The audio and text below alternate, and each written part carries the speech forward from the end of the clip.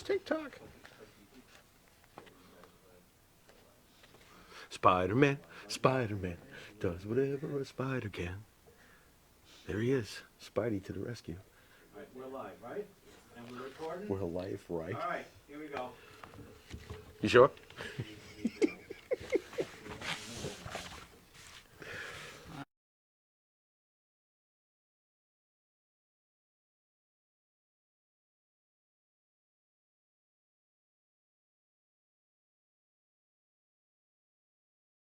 What?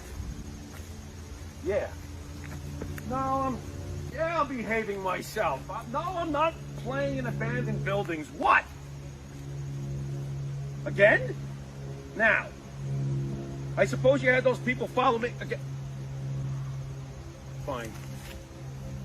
Hey, this is Jimmy Farrow from Monte The Pharaoh, and I want to thank all our subscribers. We have now passed 14,000 on our YouTube channel. But I want to ask our subscribers to take the next step for us and become a full-fledged member of Monte The Pharaoh. Yeah, that's right, folks. There's 3 different levels to choose from. There's free shirts. There's free autographs. Just check it out and become a member of Long Island's #1 pro wrestling broadcast, Monte The Pharaoh. Later.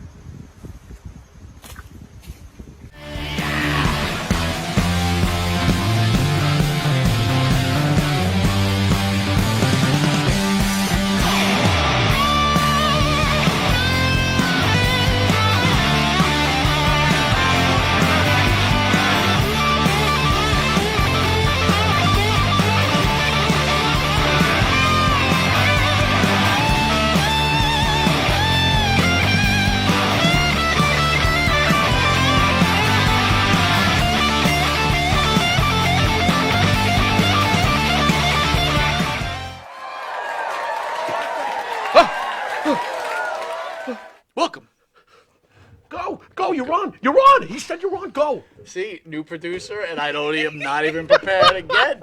Week 2. Take it away, Mike. All right, welcome to Long Island's #1 pro wrestler and broadcast, Monte The Pharaoh, seen here out of Indie Music TV, filmed out of Ronkonkoma, New York. At the board is our producer, Jeff right there. Rumplick. Yeah. Jeff, how are you? Mike, not prepared.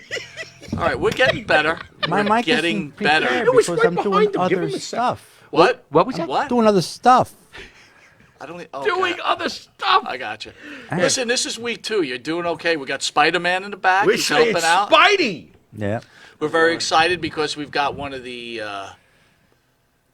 what we say, the foremost, greatest sports photographers, if not the Oh my God. greatest pro wrestling We've got the photographer. greatest pro Mr. George wrestling Napolitano. photographer in the history of this business. Yes. And on the couch, we've got Ting Shi, indie pro wrestling superstar. Now, Monte The Pharaoh, we don't do a lot of indie stuff. No, we don't. But Ting, I had a long talk with, and I'm pretty excited to meet him. The man came from Binghamton.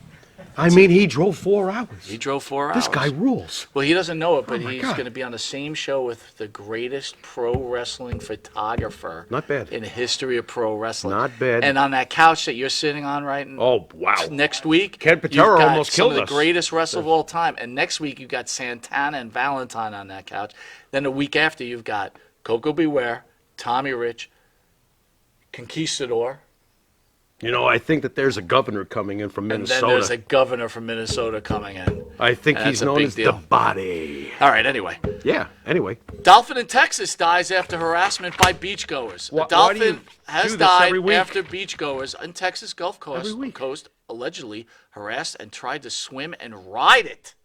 A dolphin. According to the Texas Marine Mammal Standing Network, the dolphin was stranded on the sand Oh, come on, on the man. beach when Where a do you group get of this people shit? surrounded the animal, pushed it back in the sea. The animal again then was stranded on the beach and died before rescuers could arrive on the scene. Okay, let me see if I got this right. ahead. They come across a bunch of partiers come across a dolphin that's stranded and probably suffocating and suffering. They push him back into the water like a good person would, and then proceed to do poses with him, torture him, and then wind up throwing him right back onto the beach. Mm-hmm. You pieces of shit! Are you kidding me? Why do you do this to me? This shit gets me angry. That's crap. What the fuck? What happened to these assholes? Anything? Are they going to get arrested? You cannot fucking do this to another living being. Ting, what do you think? He's on point. I agree with him. That's right. This is the world we live in now. What kind of world is this? This is the world me and him are exiting, and this is the world where Yeah, you're going to make your you get living to on it. inherit this. Lucky you. Ugh, take Advil. You'll feel better. To the right is the star of the show, Mr. Jimmy Farrow. Oh, yeah. Hey, what's up? How you doing, folks? So I haven't seen you get this angry This shit, over how can you a not... news Listen, story. people may not know this about you, but you love animals. How is this not making you want to just bust somebody up? This is disgusting. You have to have no heart whatsoever. Well, I mean, what are we doing here? First of all, what state did this happen in? I don't know. What's this? It sounds like a Florida situation, was probably. Texas, right? Oh, it's Texas? Well, you going to pick on Texas now? A lot of bad things. You know what happened in happens when you Texas. pick on Texas? Stone Cold comes for you. Oh, I Don't say anything about Texas. Look, all I'm saying is Texas is known for What? Texas is known for not treating their animals well. Really? I There's didn't a lot of realize this. speciesism in Oh, the that's- great state of Texas. Right, that's true. So, again, yeah, they do I'm like not it. But do they gonna- eat them at least? I'm I not- mean, eat dog? no, they shoot dogs too? Wow, this is bad, bro. I'm Cats, glad I don't dogs. look. Cats! Cats. Cats! Cats. Oh man, when are we going down there? We gotta do. I'm What not do you going think to the great Texas. George Napolitano is going to say about this? I don't think he's gonna like it, and I'm sure he would not photograph it. I'll tell you that. It's I want to thank sick. the band that sings the Sick. theme song for the Monty and the Pharaoh show. Our own Jimmy Farrow, along with his partner Bart Griggs, make up the band Wisteria Hall. Buttman! Wisteria Hall Wow, sings such that great was songs rough. as In My Dreams, That This one Life was Not rough. Far Behind, Here Comes the Rain. You can find their music on the Wisteria Hall YouTube page. Man, I'm tired. Please hit the like and subscribe button. Like, Hear them on subscribe. Spotify, Yeah. Apple Music, and Reverb Nation. If you didn't know it, you are watching Long Island's #1 pro wrestling broadcast, Monty and the Pharaoh. Probably, I'd have to say, the greatest pro wrestling broadcast in the history of pro wrestling broadcast. Sure, why not? We're just not discovered enough yet. Yeah. We're late to the game. Wait till they get a load of us. Wait till they get a load of us. There you go. You can catch Monty and the Pharaoh on the Monty and the Pharaoh YouTube page, the Monty and the Pharaoh Facebook Live page. Hear us on iHeartRadio, Spotify, Anchor. Catch us on the Monty and the Pharaoh Twitch TV page, and catch us on channel 115 every Tuesday at 9:30 p.m.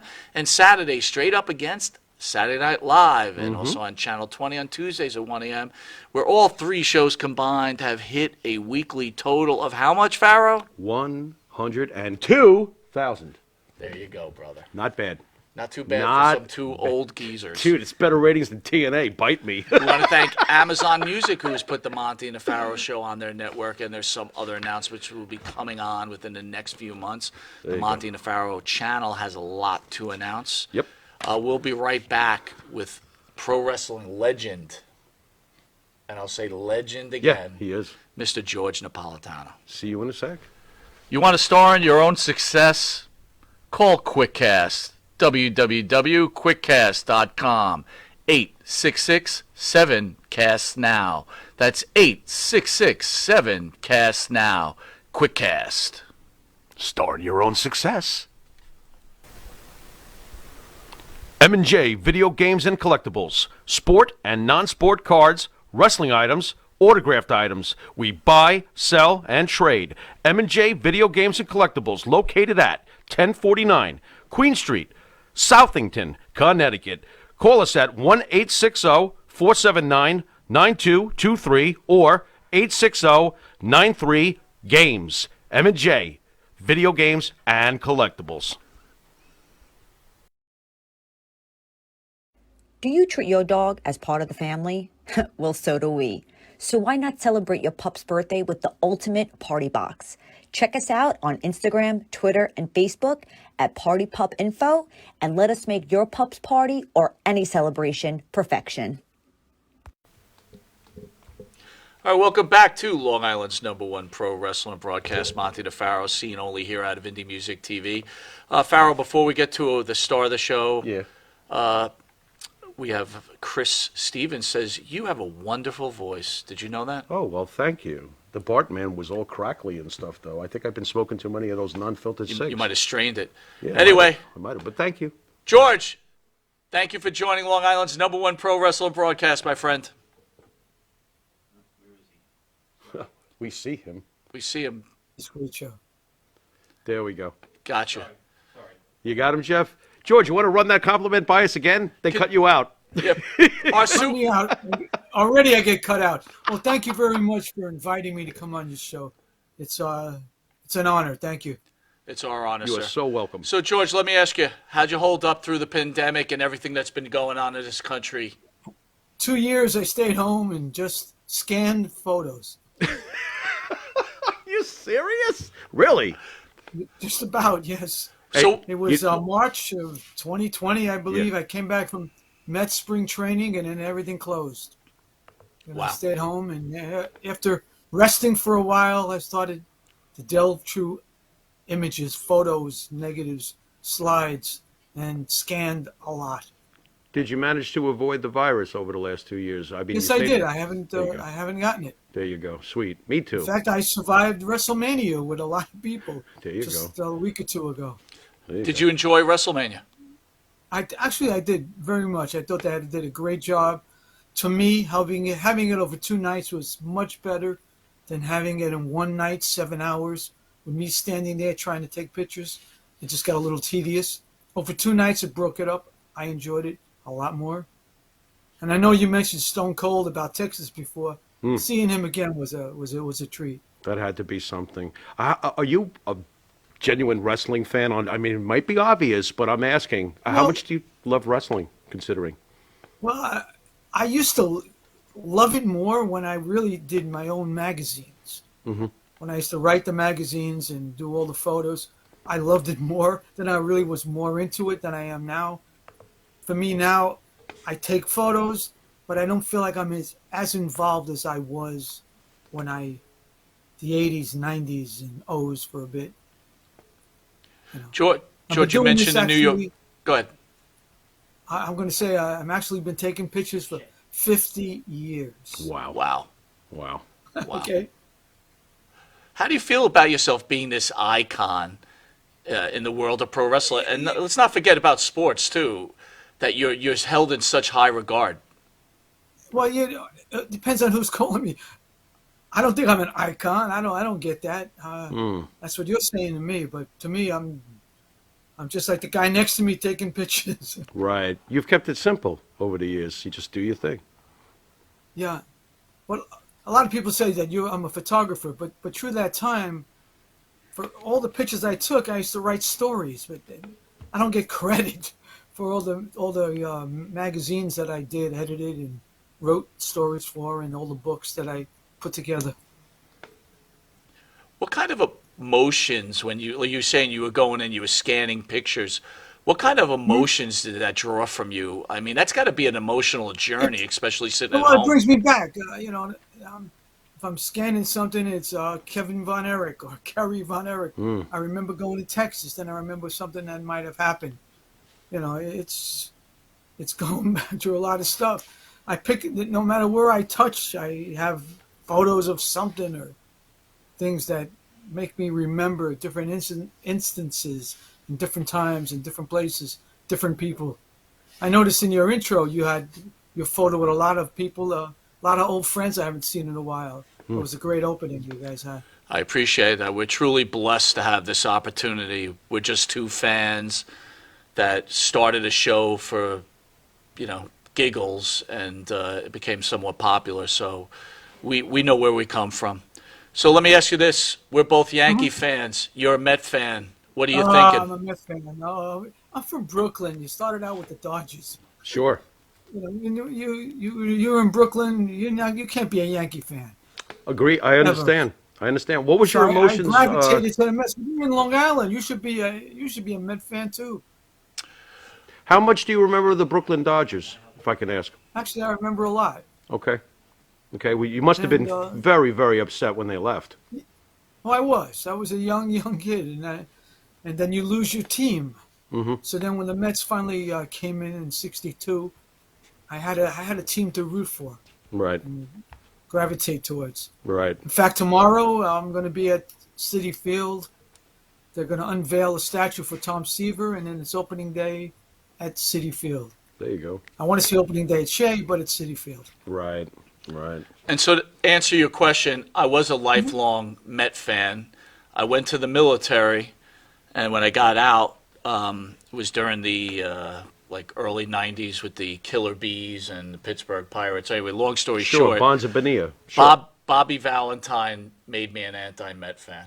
Is that when Really? you put That's how the simple it mustache? became. Uh-huh. Picking on Bobby Valentine. Well, I got to tell you done a good job plucking that former Yankee manager because you got yourself a real manager right now. I think you can Well, do it was great. good. Yeah. I'm not a Yankee fan, but the Buck Showalter was a great mind. He knows Oh, yeah. what he's doing Yep. Yep. more than You're- what they've had in the past. That is for sure. We call you an icon, obviously, George, because growing up, I was always aware of you. I always saw your name next to so many amazing photos, and I even would see you sometimes when I was at live matches, and I would always wonder, man, this guy is so lucky. But obviously, it's got to be more than luck. How did this all start? Okay, well, as a young kid, I was a wrestling fan at one time, and I remember seeing Bruno Sammartino in early '60s, Bruno Antonino Rocca, Pampero Firpo. I liked it, and then when the Beatles happened, you forget everything else, and I just wanted to be a Beatle, wanted to be a musician, and I learned how to play guitar, and I forgot all about wrestling. In 1970. There was a clipping in Daily News, Wrestling Tonight, and I told my girlfriend, who now I've been married to for 50 years, Wow. do you want to go to see wrestling? She says, wrestling? I said, yeah, I used to watch it years ago. And she said, okay. And I went to the garden, I brought my camera, and I said, oh, this is fun. And then they announced Sunnyside Gardens for the following weekend. And I said, I used to go to Sunnyside Gardens on a Saturday afternoon to see shows. And so we wound up going. And while I was there, I took pictures running up and down the aisle, and somebody stopped me and said, you must take good pictures. You got a great camera. I said, yeah, they're okay. So if you want to, let me see them the next time you come here. So the next time I went there, I came with a bunch of photos, and the guy said, these pictures are great. You want to work for me? Wow. I worked for Ring magazine, Right. boxing magazine. Sure. They had a wrestling magazine, Ring Wrestling. Yep. I said, yeah, okay. And I didn't know what I was getting into. I didn't know what he meant by do you want to work. I just said, okay. And that's how it started. Did you ever foresee it turning into a half a century worth of snapping pictures? No, I mean, I didn't foresee it lasting I the mean, my following God. month. I mean, Wow.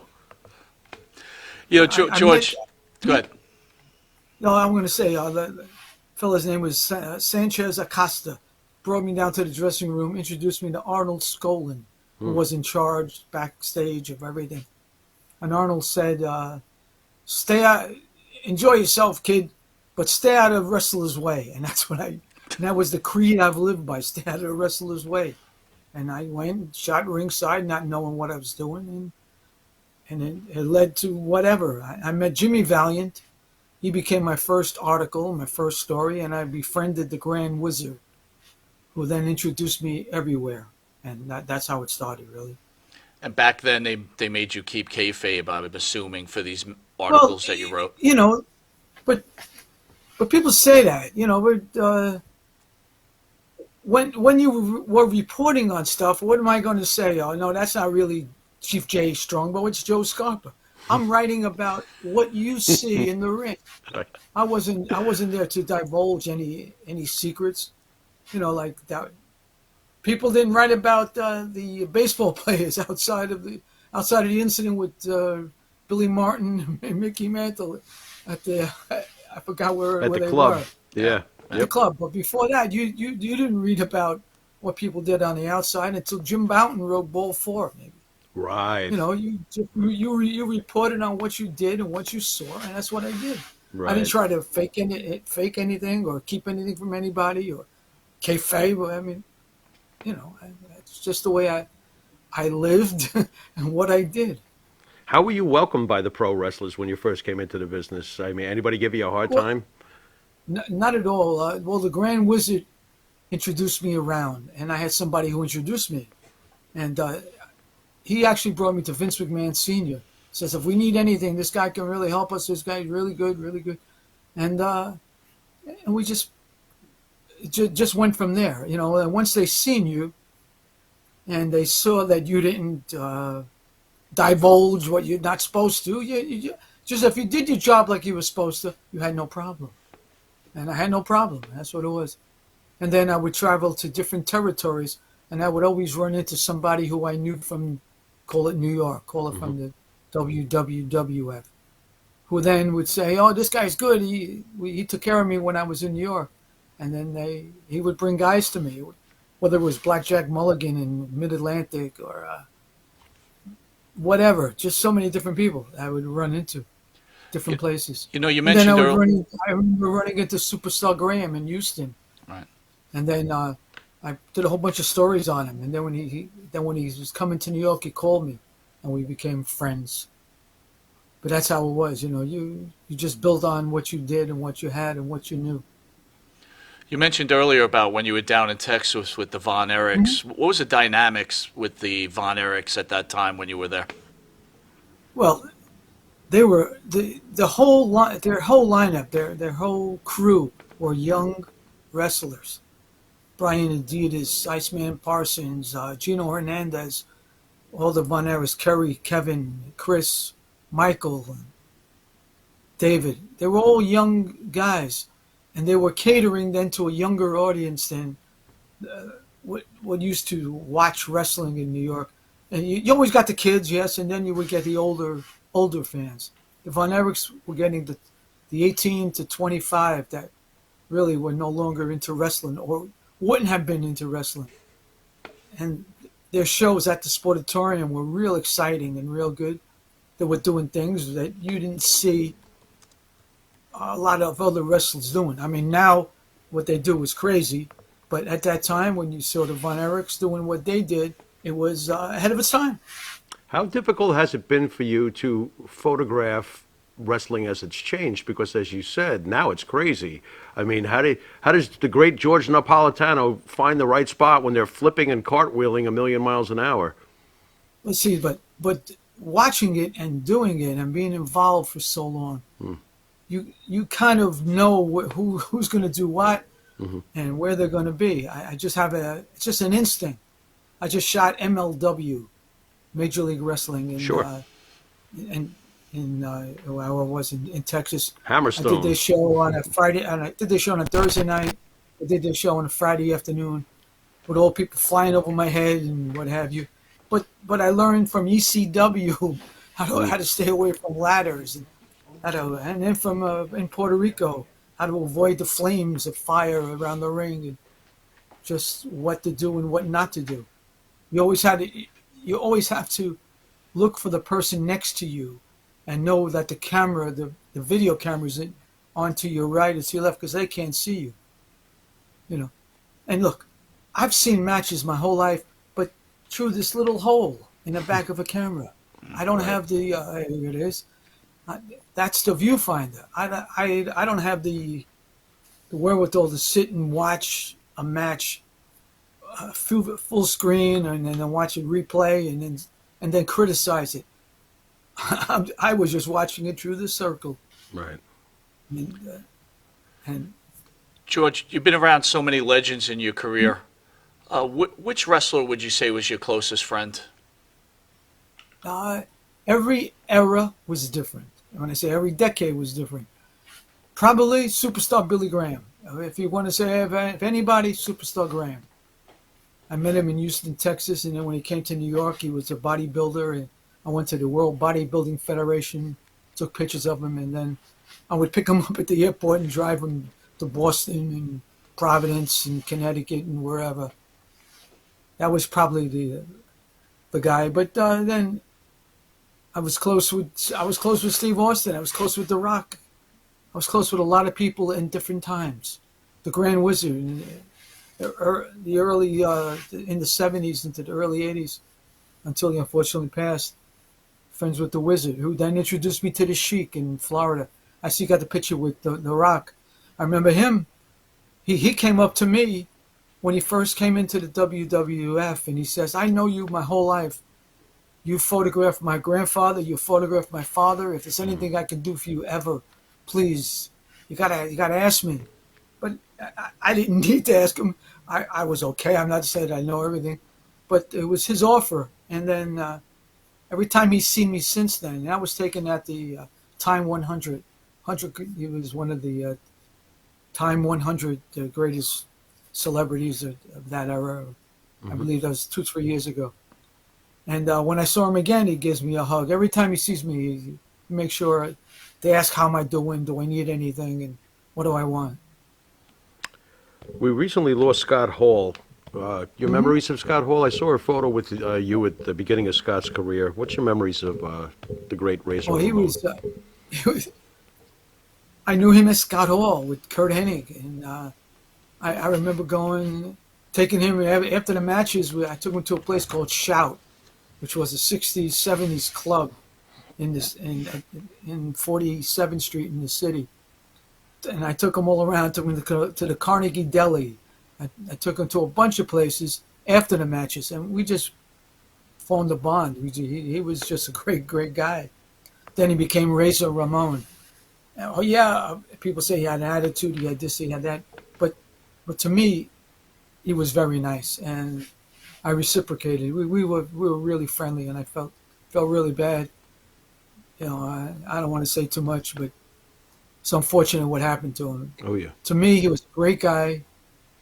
He lived his part. He loved what he was doing. He was sensational. Really, really nice guy. Are you friendly with Billy Graham currently? Do you still speak to Superstar? I speak to him occasionally, but we're not. We have lost touch, so to say. Okay. That's Okay. it. There you go.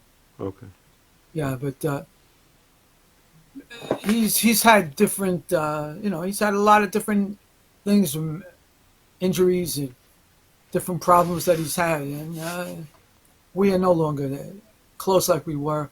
Okay. But if I were to see him or he were to see me, we'd still be tight. Do you think Billy is kind of, I don't know, for lack of a better word, like ruining his legacy with his bitterness over the last Yes, 10 I do. years? Okay. Yeah, I definitely do. We kind of feel that way too. Do. And like we drifted apart for that kind of reasons. I mean, Really? but yes, he had a legacy, and he was great at what he did when he did it. He was the prototype of Hulk Hogan. I mean, in all honesty, he was Hulk Hogan before Hulk Hogan. He had the pythons. He had the 26-inch pythons, and a lot of people copied from him, including the governor that you're going to have on your show in a couple of weeks, There you who go. copied Superstar Graham. At that time, a lot of people did. And prior to Superstar, there were very few wrestlers who had a muscular physique like that. There was Earl Maynard and maybe Rocky Johnson. Always had a great body. But the wrestlers at that time were not known for their physique, for their body. They were a lot of them were heavy and whatever, out of shape and characters. That was what wrestling was. And I think Superstar is the one that kind of changed it to the more muscular look. Do you think it was wrong to take the belt off him? Because he always bitches about that to this day. He bitches about it, but you know what? Everything has its time. They could have could they have gone longer with him? Oh, definitely. People were cheering him, and to what I know, the McMahons didn't know how to control him. They didn't know what they can do with him. They were afraid. They were afraid. They had something that was going to be bigger than what they are. It's Mr. McMahon Sr. and Vince Jr. Yeah. So you were in Madison Square Garden all those years. We had Bob Backlund in studio. We have this great respect for Backlund. Oh, yeah. But, he got a bad reputation saying that he couldn't carry a card. You were in those Garden matches. You saw the crowd. Did you think Backlund... The people didn't come to see the undercard. They came to see the main event. I agree. The undercard was the icing on the cake. Right. That was the extra. But all during that era, and I want to pick 74, 5, 6, 7, 8, WWF. They used to sell out the Garden. Then they used to sell out the Felt Forum on our screen to watch it. So it wasn't like it wasn't that big. The MSG once a month was the pay-per-view, so to say. And they used to advertise, if you don't come, you ain't going to see it. You had to be there. to be part of the part of Yep. what was going on. Especially before the days of cable television. That's for sure. Oh, for sure. That is for sure. You know, you've worked for Senior and Junior. What sort of relationship did you have with those two? Well, Vince. well, Mr. McMahon Senior was the one who really got behind me. He was really nice, and I was the unofficial official WWF photographer. They needed something, they knew they would call me. I mean, people always ask what's your most famous picture, and it was the one with Andre holding up the Yes. four women. Yeah. Man, Andre oh, man. two and two. That's so great. And I took that in Philadelphia. Mr. McMahon stopped me in Philadelphia early on and said, I need a picture of Andre to show his strength and his size. And I says, you know what? You got the woman on the car tonight. Can we take a picture of Andre with the girls? Not knowing what it was going to be. And he said, oh, yeah. Have Arnold get the woman. So Arnold went and called all the girls, Arnold Skolin it is. And here's Andre. They said hello, and Andre puts his arm down and puts his other arm down. Two girls get on his left arm, two girls get on his right arm. He picks them up. I take one picture, take two pictures. Boss, got it? I says, got it, boss. And that was it. I took two pictures. I couldn't look in the back of the camera to see if the exposure was right, see if the flash went off. I took two photos, and that's what I did. So he basically just picked them up like tablespoons. They picked up two Unbelievable. on one hand, two on the other. Unbelievable. Stood up. People say, "Oh, that's not the one," but that's a recreation. what is- All right. Well, Wait of a course, second. That's Jeff for you. Jeff! Good job, Jeff. Well done. It's That's okay, okay. George. That's You a can laugh, recreation. George. Please laugh, George. Those Oh, girls my are God. midgets. So, that's who okay. took this But that's one? the idea. Ken They Napolitano? recreate- What's going on here? They Whatever. recreated the photo. That was That's it. a pit drawing, Farrell. Oh, is that what it is? I got sunglasses on. Oh, so do you. Never mind. Never mind. Unbelievable. But it was Well, that that's okay. effortless That for was Andre, really- huh, George? That effortless to just be able that to was just that was the idea. And wow. so Mr. McMahon, and also too, when there was the Ali and Noki thing, Right. and Ali came to Philadelphia, and I took pictures of Ali getting in the ring with Gorilla Monsoon. Monsoon tosses him, and as soon as it was over, Mr. McMahon said, "Can you do something with that?" I says, "I'll bring it to New York." And I drove from Philadelphia to UPI in New York, and I used it on the back page of many newspapers across the country. And once that happened, then I could do no wrong. I mean, that was the first time that really wrestling was presented as something other than wrestling. Were It you was there? on the back. Were you there during the were you there during the transfer of power from junior, senior to junior? Yes, I was. How was that? And how was Junior towards you? Because I'm sure Junior was making a lot of major changes at the time. Well, yeah, and he was very nice. I knew what was going to happen. He spoke to me about it, and let's just say that I was doing what I was doing, wrestling scene, wrestling all-star TV wrestler, and I said I enjoy doing what I'm doing. And he says, but soon I'm going to take over the world. And nobody believed him. Myself, I was a little reluctant about it, and I told some people about it. They said, no, that can't happen. But I knew it. He told me. And I had a chance to work with the WWF at that time. Mm-hmm. But I didn't know how they were going to do what they were going to do, and I was happy doing what I was doing. So we had a parting of the ways. That's all. Okay. I got nothing bad to say. It's just what happened. George, we've had Abdullah the Butcher in studio a few times. Survived. Recently, Abdullah was on Chris Jericho's podcast, which is a really, actually a very good interview. But I was shocked to hear that Abby couldn't read or write. Did you know that, or is he just working everybody? You know what? I've heard that just this week, and I didn't. If it's true, nobody would know it. You could not tell. He couldn't read, couldn't write. I can't believe that he couldn't read or write. I mean, it would have had a hard time traveling around the world like he did if he couldn't read, knowing where he was going. I mean, and he traveled all over the world, Japan and anywhere else you may be thinking of, and he any foreign island and many places. So that he was not able to read and write, I can't. He had to distinguish things. He had to be able to read something, to my mind. I've been with Abdullah. Abdullah, Greg Valentine, and Bushwhacker Luke are my three oldest friends. I've known them since 1972.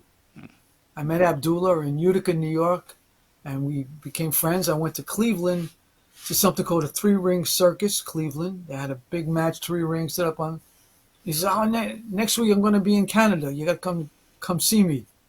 So me and my wife drove to Canada, to Montreal, and that's where I met Bushwhacker Luke. And at the same time I met Johnny. It was Greg. Greg was wrestling as Johnny Fargo. He was one of the Fargo brothers. And that's when I met him. I met Abdullah then in '72, and we were in Puerto Rico, Japan, Trinidad, Curacao, Martinique. I can't name how many places in the U.S. I was with him. And at night, Abdullah would dress up to the nines. He would go out, suit, tie, everything after the matches. And he always liked to go out, always had a good time. Used to go to many of the casinos and other places, Puerto Rico and all around the world. George, there's so many people in this industry now. Do you feel that social media has possibly ruined pro wrestling? I mean, everybody's behind the curtain. I mean, take us, for example. I mean, Well, I find it amazing that everybody knows everything. Every 10 minutes on Twitter, there's a new scoop. Right. I can't see how that is, but it is. It's just the way it is. People want to hear it or write about it or talk it or be it. But everybody thinks they really know. When deep down, the people that are doing it themselves don't know all the time what they're going to do from moment to moment. So to say that they know what's going on, I don't buy it. I don't get it. I didn't live it. I mean, what I did, there was like 3-4 of us who kind of knew what was going on, but we didn't tell the world what it was. We might have spoken to each other, and then we didn't really know, quote unquote, know what was going on. I know I've heard people tell me, that I knew Superstar was winning. Well, you know what? I drove Superstar to Baltimore from Long Island. He lived down Long Beach, and I drove him to Baltimore. And on the way there, he says, "Hey, you better have a lot of film tonight." I says, "A lot of film? You're wrestling Bruno." He says, "Oh, yeah, it'll be a good match." I says, "I'm tired of you and Bruno. I have more pictures than I can ever use."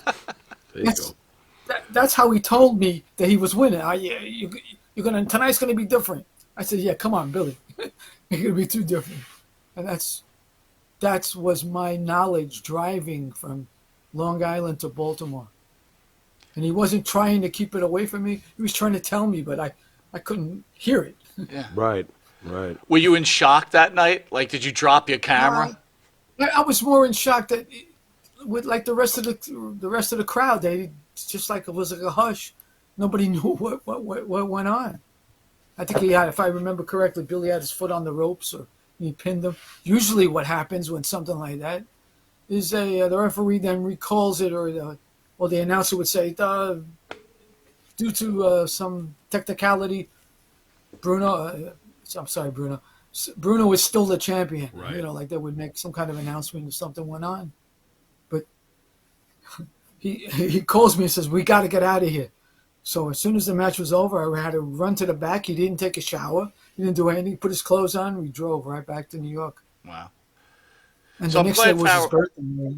I'm glad Farrell brought up the whole social media thing, right? Because, again, like we told you at the beginning of the show, we're just fans, right, that have a show. Yeah. We don't know who's real, who's fake, Yeah. So we run across a lot of different people, and they have all these stories. Like, clearly everybody knows who you are. Like, whether you want to call yourself an icon, that's up for debate. We're calling you icon because you are. But Thank you. But True. there's other people that make statements. So it's like, you don't know who's Fugazi. So I'm going to throw a name at you and tell me if you know anything about this guy and help us out. and Can maybe I if you give have a story about him. Can I plead the fifth on some? You could plead the fifth on all you want. If you want, that's fine. I'm just going to give you one name because I hear this guy's name and I don't know what he's about, and I need someone clarity. So we had John Arizzi in, and John Arizzi, we call him like the godfather of events, and clearly he did such a good job. But there's another guy that comes up every so often, and I need someone of your expertise to help me with this. Dr. Mike Lano. John Arizzi's friend. Oh, I don't know. Is that what? Hey, wait a minute. That's what he's famous for? Never mind. Thank you. Thanks, George. We got what we needed. Do you know Dr. Mike Lano? Of course. Is he the real deal? I haven't seen him in a couple years. Does he call you in the middle of the night? But he was around. He was around a long time. Okay. But as far as traveling, he went to Japan early on a couple times. Couple of But times. as far as like traveling through the different territories and knowing a lot of people, he really didn't. Right. But Okay. he knows a lot of wrestling. A lot of times just being around it, you learn through osmosis. Right. But Right. I don't think he has any first-hand knowledge of anything special through all those years. Well, the reason I bring him up because he's always touting himself as a great photographer whenever I hear him on like, you know, some smaller podcasts. And I'm like, who is this guy? And I've never heard of him. And I thought, you know what? Let's go to the icon Yeah. photographer, and if he knows the other photographer. Yeah, he knows him as John Arizzi's friend. I'm sorry. You can plead the fifth, George. Go ahead. It's fine. It's fine. He's been around a long time. Okay. He's been around a long time, and So have I. Oy. All right, I'll ask you one last as question far about it. as what he knows, I really can't attest to what he really knows. Did he fix wrestlers' teeth for free in order to get photos and sell them? He may have done that on occasion. Sounds like something he would do. Thank you, George. Say I love cheese. you. I forever love George you. is the Thank you. greatest. He's the great. George, I got to ask you this though. How hard are you on yourself when it comes to your art? Did you ever like watch a match, and I'm sure many times, obviously, you've gotten great shots, but did you ever say to yourself after the match, "Damn it, I missed that shot"? Does that happen to you? Every once in a while. Okay. Yeah, I do. I missed it. MLW Enzo, and he's endlessly talking, and my back is hurting, and it never does. So I go to the back after taking 10 minutes of Enzo talking on a mic. And in the match at MLW, they do a thing where it's the 1, 2, 3 kid against Razor Ramon. All of a sudden, the guy he's wrestling pins him in minutes, seconds. And I was not there, and I felt, I missed the shot.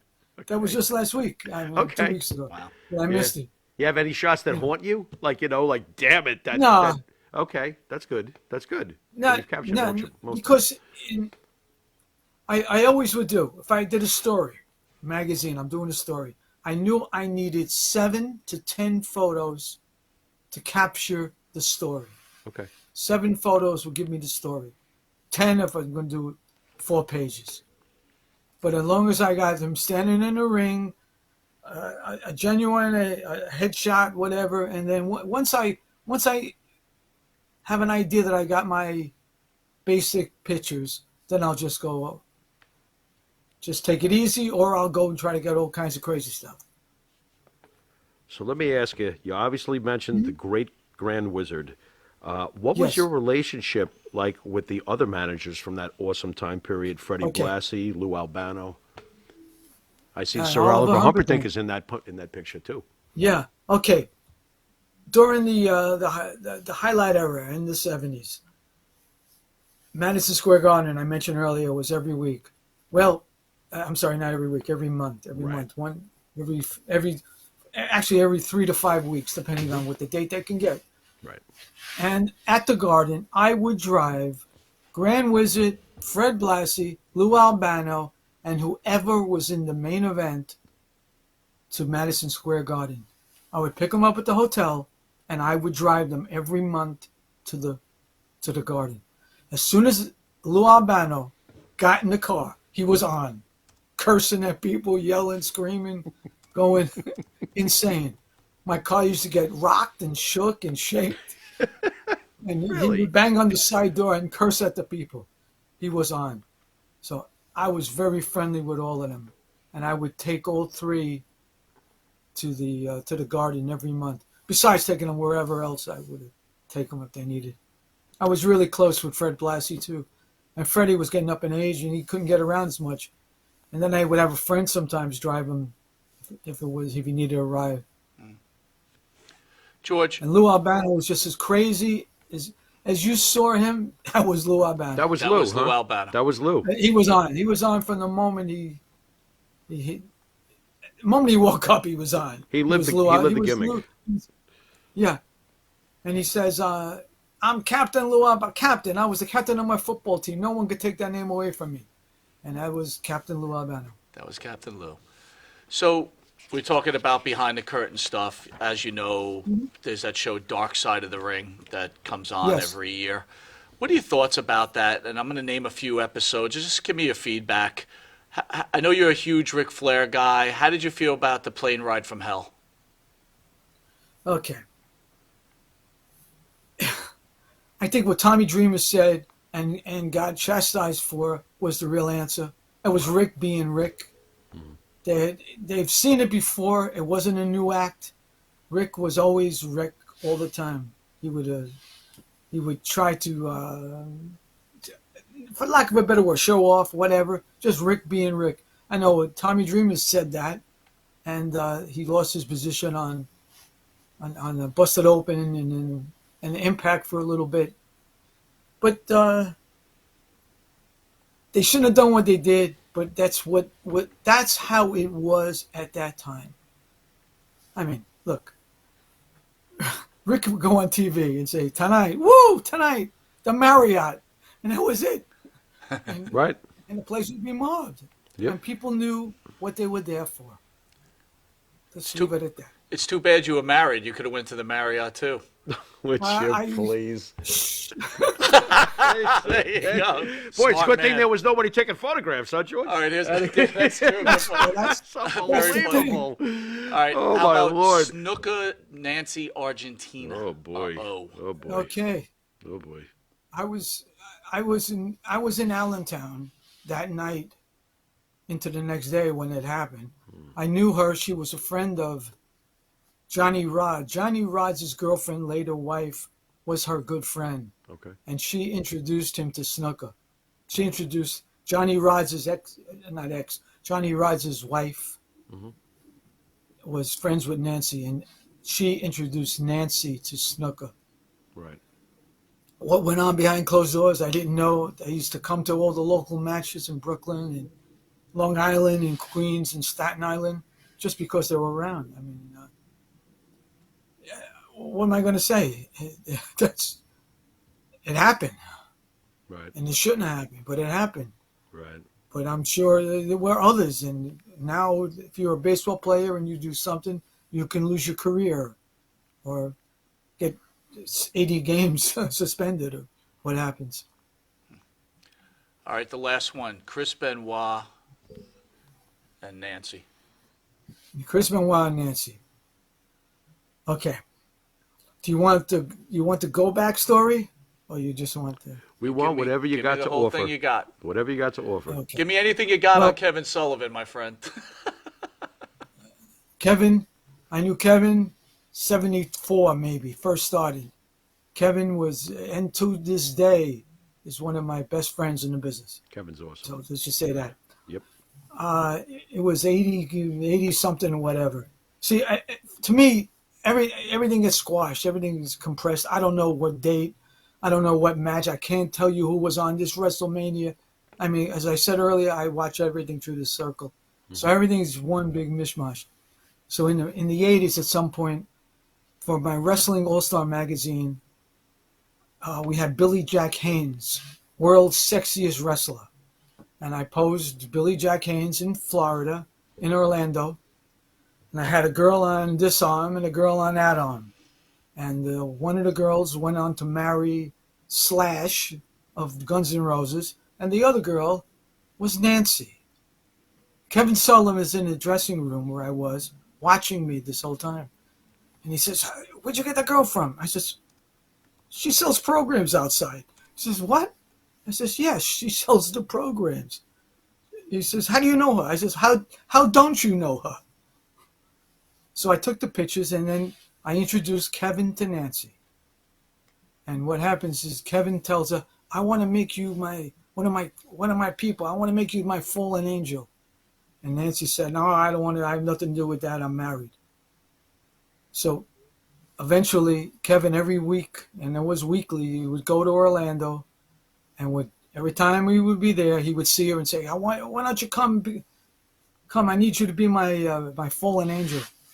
Nancy would say no. And then eventually, a couple months later, she drove to Tampa, where they were having TV, found Kevin and said, I'm here. What are you going to do? I want to be fallen angel.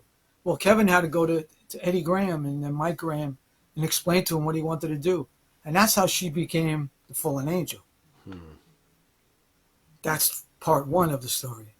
And then later, she then gets married with Kevin. And then Kevin is the booker, as you probably know. He's the booker with WCW and books the match with Chris Benoit. And the winner would get Nancy. Nancy would go to wherever the winner is. And so Kevin lost the match. And so Chris Benoit now has control of Nancy. And Kevin, to make it look real, booked Nancy in the hotel where Benoit was. And we'd be in another hotel. Well, things just happened. And Chris Benoit got together with Nancy without Kevin. And then she divorced Kevin, married Chris, and that's how they got together. And whatever happened was very, very unfortunate. I think Chris snapped, and went crazy. And people were blaming Kevin. There was an undercurrent of blame to Kevin, saying that Kevin was the one who did it, for what happened, but he wasn't the one who did it for any reason. And whatever happened, I don't know what happened, but I know what happened as everyone else does. But I had pictures of Kevin and Chris and Nancy. It was on the news, on the Post, the news, the what have you. Pictures of them, because I had them. I don't know if that answers your question, but No, it does. Nope, that's it does. All right, so George, we're almost out of time. We're going to hit you with something called the Pharaoh's Final Question. Oh, no. Where Jimmy Pharaoh, Oh, unscripted, no. Yep. comes up with any type of question. It's a He's been ridiculous known question. to ask people if they like Stop. boxers or briefs, Boxers or ketchup or brief. mustard, whatever it's going to be. Ketchup or So mustard. have at it, Jimmy. You know, it's funny. I usually ask a serious question, but since you did it, I'm going to do it this one time. And bear with me, George. You're the teacher, and I want you to grade this student as a photographer. Felix Unger, pass or fail? pass. He passes tried Felix hard. Unger. Wow. Interesting. He Okay. he tried hard. He worked hard. He wanted to get that image, and I always remember one of the openings where they open the door and he's developing with the negative and it spoiled all the pictures, and it reminds me of a couple times that I was developing photos and the door opens and all the pictures that I took destroyed. Oscar. Excellent. He's passing the great Tony Randall. Nice. All right, George, Nice. the Mount The Mount Rushmore of what? of Photographers? not photographers. what? Him, Your him, Mount him. Rushmore of Yeah. professional wrestling, please. Ooh, give us 4 of your. That Oh, that's a belong on the hard. mountain. That's It you could be know- your era, whatever you feel belongs up there. I've done this a few times, several times. In Oh. fact, I think first of all, Andre the Giant. Okay, Andre, sure. he's known as the wrestler. Andre, everybody knows Andre just from being Andre. I think Andre, I have to say Bruno Sammartino. And again, you're gonna, depending on your age, the Mount Rushmore changes. I think The Rock belongs on there. Maybe not as high, but for what he did in the 90s. And then Hulk Hogan. Okay. He said Hulk Hogan, so I know I'm we're missing good. people. Yeah, no, that's as long as you said Hogan. Yeah. that's okay. Yeah, we're good. Oh, of course. Yeah. Of course. I mean, I don't think at this point he gets the credit he deserves. I mean, he did what he did, and everything is built off of Hulk Hogan. Seriously, Yeah. he Yep. he promulgated it. He carried it forward, and he made it very popular. And to this day, the people don't like. For some reason, he doesn't have that oomph anymore that he had. Right. He should. Yeah, well, he does to those who remember him as great as he Yeah. was during the day. It's these independent marks today that want to see a cartwheel fest. They pick on a guy like Hulk Hogan. He doesn't do enough athletically. He's just a showman. Isn't that half of the trick? I know. See, we're running out of time, but that you just made me think of something. I remember seeing Mil Mascaras, and Mascaras against Superstar Graham in the Garden was great. yeah. Mascaras was probably one of my favorites. I mean, he was so colorful and so good. But to today's standards, Mascaras does nothing. Right. Right.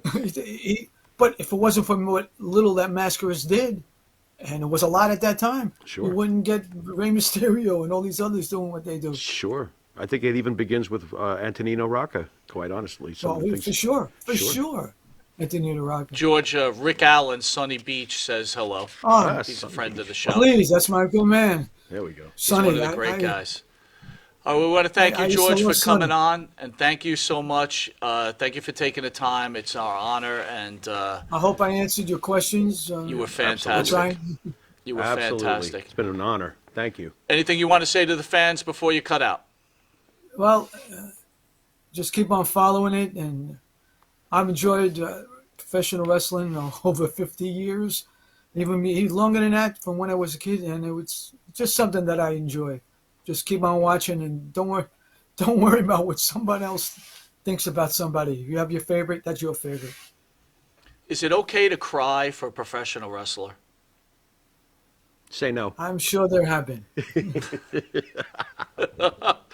George, thank you again, and what an honor it was to have you on our show. Thank you so much. Anytime. Thank you. All righty. Thank you, George. Take care. Bye now. The great George Napolitano, my friend. Damn. That was awesome. And here we go from a legend in the pro wrestling world To a future. to a future possible legend in the pro wrestling There we world. go. So this is our first time, Pharaoh, actually really working with an independent on the couch across. There So we this go. is also an honor for us. Yeah. So There we for the go. fans who may Thanks, not bro. know who you are, tell them who you are and where you came from in professional wrestling. I just go by Ting. Ting. I was training in Syracuse, and I've wrestled around the area, Utica, around upstate. But yeah, it's just cool because I came here when I was young, when I was 11. You're from China? Yeah, I came from China. The age of 11, you came here. Yeah. Okay. And I never heard of professional wrestling until I just happened to watch it. Like it was right before WrestleMania 29, I believe. Okay. It was the Cena versus Rock. Cena versus Rock. It was that match, yeah. And my uncle just happened to play it like beat prior, like a show before. And you were drawn to this match. Yeah. It was a little after. At first, it was funny because I watched Rey Mysterio wrestle Okay. at first, and Chris Jericho for some reason he was. Yeah. For a lot of it was reasons. Yeah, it was a weird combo. It was like a tag match. Mhm. But I just instantly draw into him like, oh, this is really cool. And even though my uncle tried, it's like, oh, this is like. It's real and all this stuff, and I was talking about it. I was like, oh, okay, I can. It's just really cool to me because it's almost like it's like art how I see it, Of course. and it's even cooler. Ting, do me a favor. Get a little closer to the mic. The fans want to hear you. Thank you. Is that good? Yeah, but feel comfortable. Just, Yeah. go ahead. You can promo out on us. It's all right to raise your voice, brother. Anyway. Go ahead. But yeah, because I started training for wrestling, some of my family members in China actually started to like get into wrestling, and it's just cool to see that because it's so new over there. Like most people have never heard it. Right. And just the product is different, I'll say, because I had to go back and watch some of the older products to see how it changed over time. Respectfully, I have to ask this, though. Is this like a government thing that you were not aware of wrestling? Because Japan is right there, and Japan loves wrestling. I know. So was this like something that the government didn't really want the populace to be watching or something? I don't know how valid this answer is, but Okay. from what I've heard, the reason why wrestling is such a like banned thing almost in Okay. China. It's getting better because they apparently they have this perspective of wrestling how they're still in the Attitude Era. Oh, They still think there's a lot of like puppies? um, yeah, Okay. that and a lot Okay. of cursing, a lot Right. of like Right. things they don't want to show on TV. Sure. But I think recent because of how WWE have changed over the years, they have been they're more open with that now. So like you can actually stream it. You can actually watch the pay-per-views in China now. Ting, Maria Davis out there wants to know who's your favorite wrestler. My it's so hard. I would have to say probably like Jeff Hardy. Jeff Hardy. Who are you Yeah. patterning yourself after? Your style? Is it a Jeff Hardy style? What kind of style are you shooting for? I Well, better yet, to enhance that question a little Sure, bit, enhance it. fans want to come watch you wrestle. What kind of match are they going to see? There you go. I would say I focus on a little bit of everything. I want a lot of people might know me as like more of a high flying style. People Right. have seen me wrestle, but I want to be more of a add more to my wrestling style and be more of a, like a all around. Like I would say, I kind of study a lot of AJ Styles tape. He's great. And one of the recent wrestlers like Seth Rollins. He's great. Yeah. They're great. But if it comes to my favorite, I think it has to be Jeff. Just because those dives off the ladders really got me, really hooked me wrestling. So, Ting, we come from, we're talking to George, who's a little older than us, but we come from an age where pro wrestlers are big, big guys, right? And as wrestling has changed, right, the wrestlers, in a lot of cases, have become smaller. What are your feelings about that? Being a younger wrestling fan, do you feel that wrestling's more like a show now, and you don't have to be that way, or do you feel at some point, if you want to make it in your career, you're going to have to start hitting the gas? See that I feel like to a certain extent you need to have legitimacy and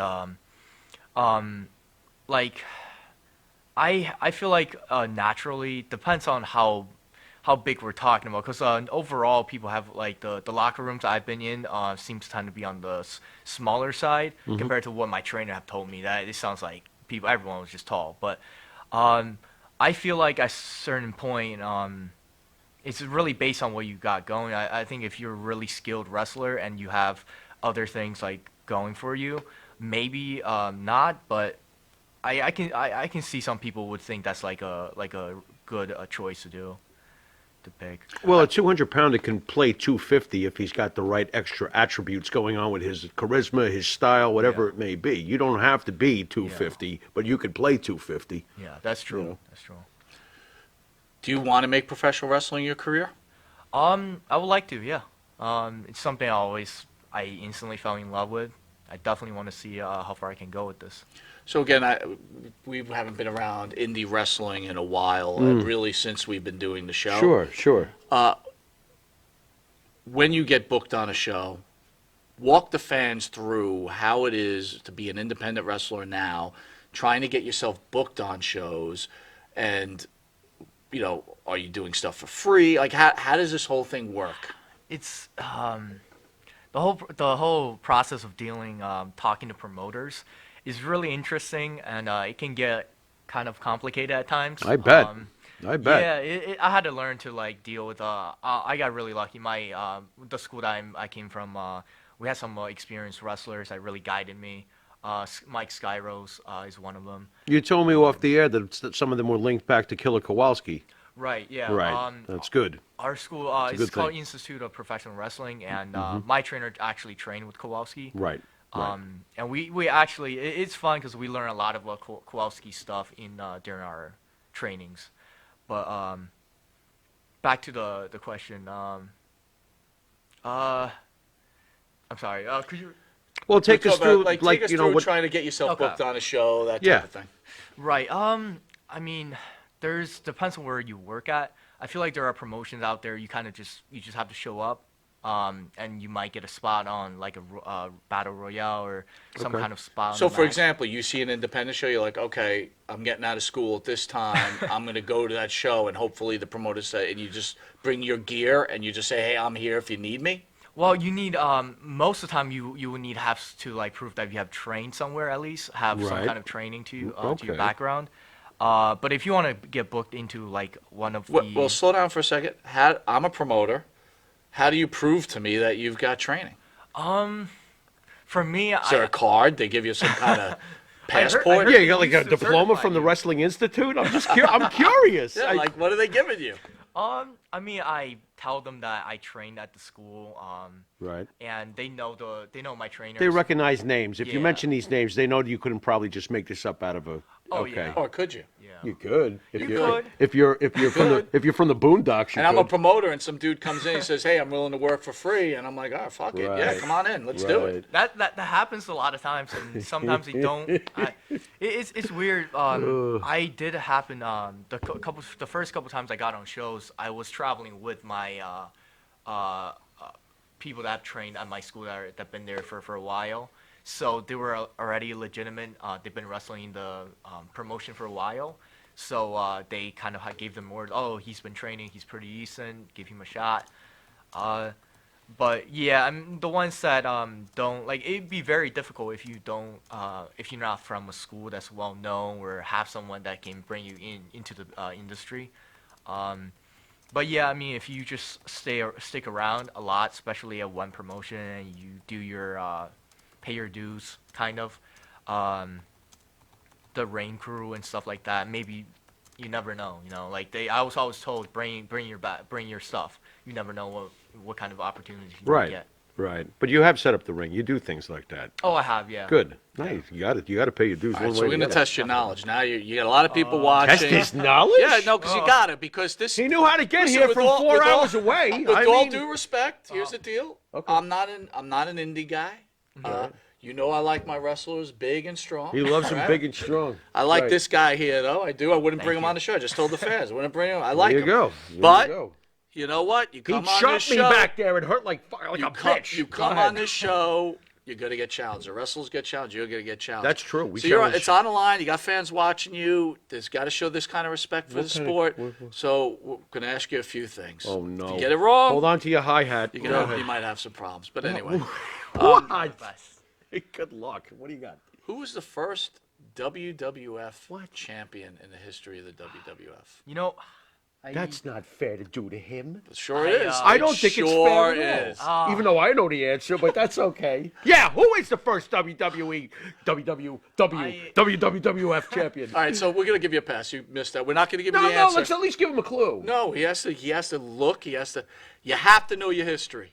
Independent wrestler, man. You have to know your But history. you asked him a WWF. Ask him an independent question. Go ahead. Hold on.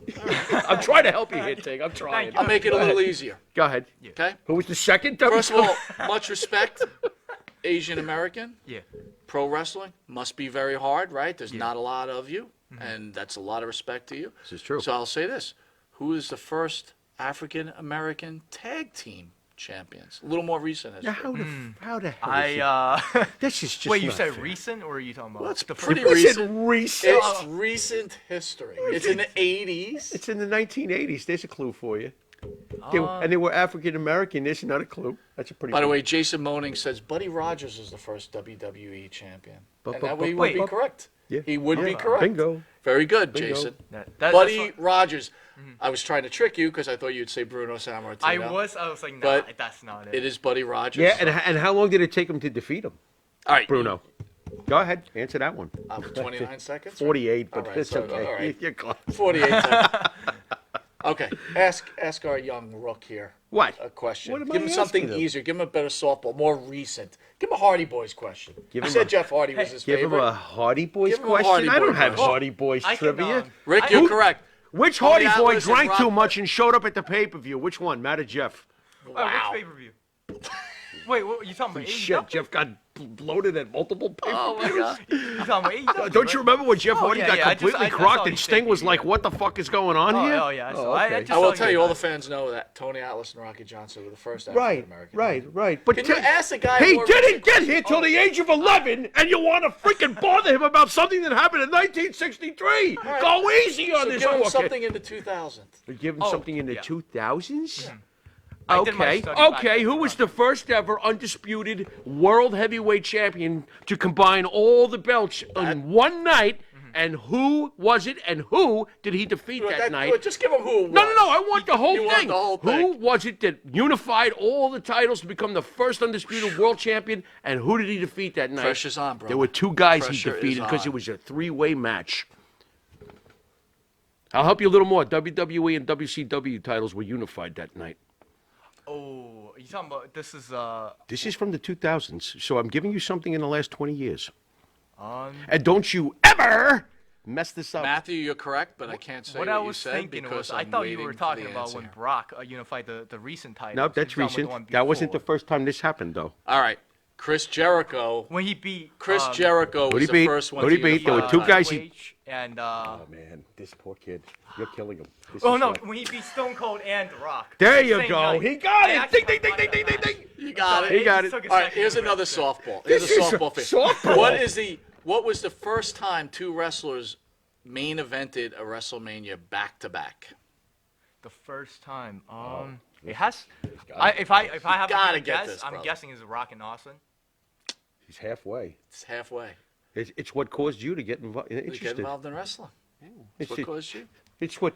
Cena and Sin Rock. Circuit says you got this, Tank. It's yeah. Cena and The Rock. Yeah. There you go, brother. Yeah, they fought There back you to go. back. Back And people were mad about it. Yeah, back I to thought back. I thought Yeah. you meant like the first to have a match like a rematch. Yeah, no, they had Whose back to canon back says with half it. credit? I agree. You only get half credit. This is very Okay, rough, okay. I'm guys. sorry. Yeah, I think this is Yeah, no, absolutely that's fair. unfair. But Ting, seriously, Unfair. Yeah. very impressed by you. Talked to you on the phone. Someone goes to an indie, right? Times are tough. Don't have a ton of money. They pay that money to go watch you wrestle. Tell them what they're going to see from bell to bell from you. It's really when I get in that ring, I just want to put on the best show, and I want to be better each time. I always work on my craft and try to add something new to my match each time.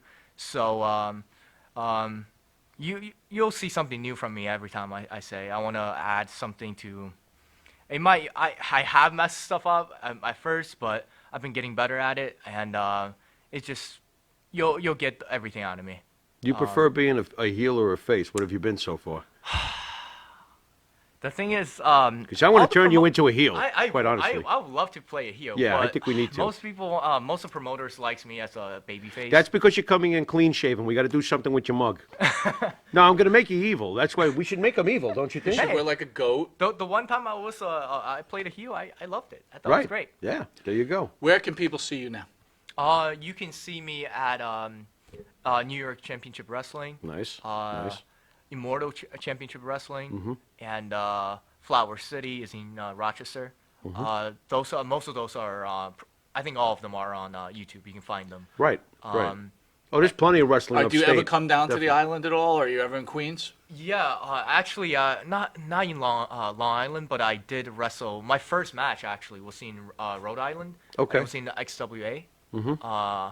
And I don't know if you guys heard of him. I wrestled Richard Holiday. Okay. That was my first match. How'd it go? It was fast. Were you nervous as shit? You must have been. Sin Circuit wants us to tell you you're doing great. You are doing great. Thank you. Appreciate that. So, but one problem, we do have a wrestling friend out there by the name of Andrew Anderson. Okay. He's seen you wrestle, and Okay. he really can't commit to tell whether you're good or bad. But that's Andrew. He can't Mm-hmm. make a decision. Yeah. It's a He's from joke. he's from Switzerland. So he plays it right down the middle.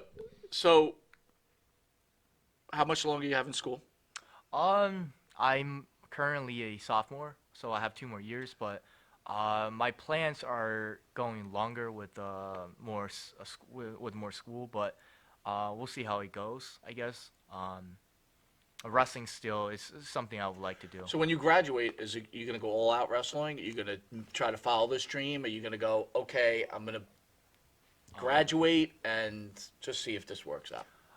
Yeah, my plan is still like I will always have like a plan B just in case. That's smart. But I would like to see, especially in the next 2 years before I graduate, what I can do, and if I can go somewhere with this. What's your take when you see Ring of Honor purchased by AEW, where you're almost like, damn it, because I know you want to get to that next level. Yeah. And that next level is like a Ring of Honor or one of Right. those companies that take you closer to Vince McMahon and such. Right. What's your thoughts on AEW, like purchasing Ring of Honor? Is that like one less option for you, or are you thinking like, how do I get to the doors of TNA? I mean, is that in your plan to like try to like knock on doors till your knuckles bleed? Because sometimes you got to do shit like that. Yeah, yeah. I feel like at some point I would want to do that, but at first I want to just improve on what I have now. I mean, Okay. I'm still young, and there's certain matches I would still like to learn in the ring and wrestle more in front of audience. But I think it's not necessarily a bad thing, in my opinion, the purchase, because I feel like it kind of creates more competition in the business, and there's. I feel like if you are good, if you're truly good at what you do, It'll shine through. someone will notice you, Yeah. and it will show. Well, a good point is Maria Davis says you're cute, so that's a first Dude, step right maybe there. you should leave the Maybe clean-shaven you should face. stay Yeah, clean-shaven. maybe we'll just keep him as your baby face then. What do you think, Maria? Hey, I can't grow Weigh in. facial hair, man. You can't grow facial hair? I made Get a it, magic man. marker. It don't Somebody in the work room. like that. I tried. Phil says match of the week, Ting versus Ming. Ting versus Ming? Bro. Yo, get him some gas, like right now, if you're going to deal with Ming. All right, Get Ting, him- why don't you hang in there? We want to announce the upcoming guest right. next week. We have Greg the Hammer Valentine in studio Wow. with Tito Santana Oh my God. on that couch. Together. Former feuding rivals for the Intercontinental Yeah, title they didn't like together each other. for the first time. I think they did it one time before, but I can't even confirm that. Right. So we may be the first time, right? Right. And Awesome. Just awesome. then the following Friday, I think, Right. we have What do we got? the great Coco Beware in studio. Okay. What do you know about Coco Beware, Ting? Uh, Not much? not much, but I was just gonna say Tino Santana. He was at one of the shows I was at. I didn't get to meet him, but I heard a lot of great things about him. Fantastic. Yeah, man. were you aware of who he was? Oh, when you- yeah, of course. Okay. I was so, yeah. I bet the whole locker room was like, Then Tito. we got Tommy Wildfire Rich Oh, that the Friday. former You know anything about NWA Tommy World Wildfire Champion. Rich? Former Sorry to NWA disappoint World you. Tommy, Champion. man. 5 days as champion, was hot as a, couldn't get hotter Mm-hmm. in the world of pro wrestling for that time. I'll tell you, though, that's the beauty of it, though. He was champion for 5 days. He's a legend. All right, now you got to be careful It's this one amazing. because I'm about to make an announcement. If you say you don't know who this guy is, we're gonna have to just kick you out of the Ting, building. just say you okay? know who this guy is. All right. That's all. It's simple. We've You got the former governor of Minnesota, one half of the East-West connection, one of the greatest sports announcers of all time, know. Yep. Jesse, and host of The Body Shop. Jesse the Body Ventura is in studio. You got it. Okay, right? yeah. We had recognition there. There we go. All right. So this is a This is insane. Oh, crap. This I mean, lineup is just one Hall of Famer. This is was the moment insane. of my life having you on the couch right now, but that trumps it. So This is so rough. He drove 4 hours to hear that. You could throw something if you want. We've had shit thrown at us. It's okay. Just don't come over here though, because then we get crazy. It's just and the Right. top off the what? top off tonight, we've got one. He's half- coming to Long Island and wrestling. We've We got have the to make this happen. The What? Conquistadors will be on the couch. Is Jose okay though? Don't know yet. So Because know to for me, sure on it's Jose. a half a conquistador without Jose Estrada. I love. a half a I conquistador. want Jose Estrada to be well and here. You have a tag team partner, right? Oh yeah. Oh wait a minute. And what's the name of your tag team? Our tag team name's Black and Yellow. Why is it black and yellow? Depends on who you ask. I mean, Well, I'm asking you. I'm asking a member of you the ask team. him, maybe we'll say that we might have different answers, but I like to wear black. Okay. He wears yellow. Okay. He wears gold. But tonight you're wearing black and yellow. Oh yeah, I know. He's very team coordinated. May I ask what color is your tag team partner? Oh, he's black. Oh, interesting. So I get it. You wear black, he wears yellow. You call it black. and That yellow. is Or it could be that is he's- hilarious. Or I it could love be it. the other way. I Is that love what you're it. saying? I mean, I don't know. People ask me that all the time. I come. Well, I out got to in tell you, black your all the tag time. team is not quite PC, my friend. Ay, ay, ay, ay, ay. Hey, the kids love us. There you go. Got little So what kids are we wearing calling black and ourselves? yellow Honky and Caucasian? I mean, what the fuck away? I can't anymore. I really fucking can't. Honky, honky, dummy. I can't anymore. Oh, All right. my Lord. Ting, I want to thank you for coming thank you down. and bless You're you for coming down fantastic. here, bro. I mean, 4 We're hours, going to ask man. you to Jeez. send the show out. Oh, wow. Before you, just to make sure. What? Do you remember the name of the show? Oh yeah, of course. All right, cool. All right. You've been watching Hogan and Adonis. And until next week. Later, brother. You've been watching Hogan and I Adonis? don't really remember. Ting, send us out, brother. You've been watching Monte the Pharaoh. That's us. And, Yeah. Later. this is the number 1 ranked Long Island podcast. Yeah. from what I heard. Broadcast, but you almost had it. in the all right. world. And I just heard from what you guys said. Over 100,000 weekly viewers. Yeah, That's there right. you go. And it won't even get better from here. And no, guess what? They're going to see you, those 100,000 people. That's right. Now, That's right. tomorrow, That's right. Day after. and forever. But catch Ting with his partner or by himself. I kind of want to watch Black and Yellow, to be Oh honest. yeah, with you'd be Yeah. surprised. Yeah. Yeah. You guys got a theme song? Oh yeah, of course. What Black is and it? Yellow by Wiz Khalifa. Oh, there you go. Black and Yellow. How did I know? It's perfect. I'm pretty smart. Huh? Yeah, you're pretty Fort Smeller. This is Mike Monty. This is the Pharaoh. That's Ting. That's Ting. Oh, And we it- also want to thank Yeah, what do you the got? great George Napolitano Oh, my God. That was for fantastic. joining us. Yep. And until next week, folks. Later.